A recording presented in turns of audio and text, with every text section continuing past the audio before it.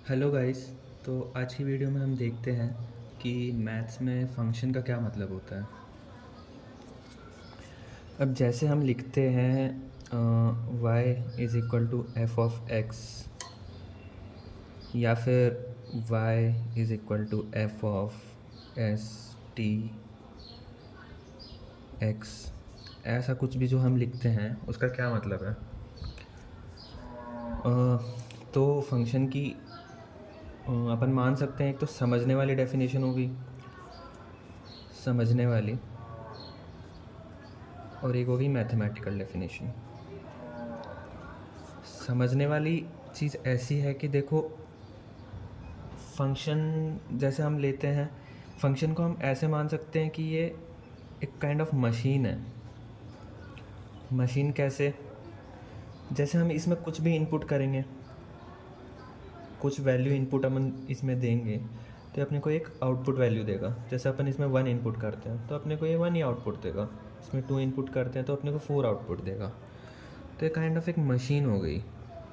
Machine जो कोई चीज़ पे वर्क कर रही है और अपने को कुछ आउटपुट दे रही है।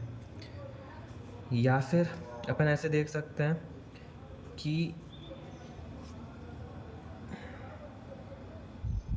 हाँ, तो या फिर हम ऐसे समझ सकते हैं कि एक ऐसी चीज़ है जो हमको बता रही है कि कोई एक चीज़ कोई दूसरी चीज़ के साथ, मतलब जैसे ये चीज़ है, ये इस चीज़ पे कैसे डिपेंड कर रही है। इसका रियल लाइफ एग्जांपल ऐसा है कि जैसे मानो कि जैसे हम वेलोसिटी देखते हैं।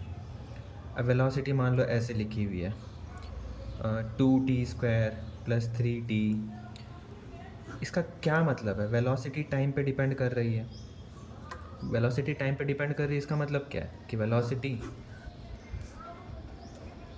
अगर हम अलग अलग टाइम पे देखें, जैसे 1 सेकेंड, 2 सेकेंड, 3 सेकेंड पे देखें, तो वेलोसिटी की अलग अलग कुछ कुछ वैल्यू होगी।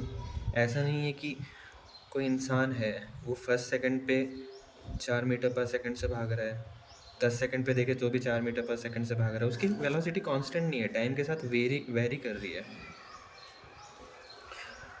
तो क्या बोलते हैं, तो इसको एज ए हम फंक्शन लिख सकते हैं कि भाई velocity is a function of क्या, time. Velocity is a function of time.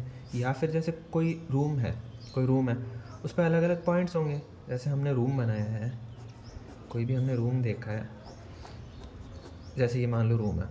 अब यहाँ पे कुछ पॉइंट है, यहाँ पे कुछ पॉइंट है, यहाँ पे कुछ पॉइंट है, यहाँ पे कुछ पॉइंट है। मान लो कि इस कॉर्नर को मैं ओरिजिन मानता हूँ, ये मैंने ओरिजिन माना। तो कुछ x, y, z कुछ भी पॉइंट है रैंडम, उस पर रूम का टेम्परेचर जैसे हम मेज़र कर रहे हैं, तो हर पॉइंट पे अलग अलग टेम्परेचर होगा। जो टेम्परेचर कांस्टेंट, मतलब रियल लाइफ में ऐसे थोड़ी है कि पूरे रूम का टेम्परेचर सेम होगा। कुछ कुछ ज़्यादा, कहीं कुछ पॉइंट पे ज़्यादा होगा, कुछ पॉइंट पे कम होगा। तो हम ऐसे लिख सकते हैं कि भाई जैसे मान ले कि इधर इसको हम मान लेते हैं कि ये 9t³ + 3t, ऐसे नहीं।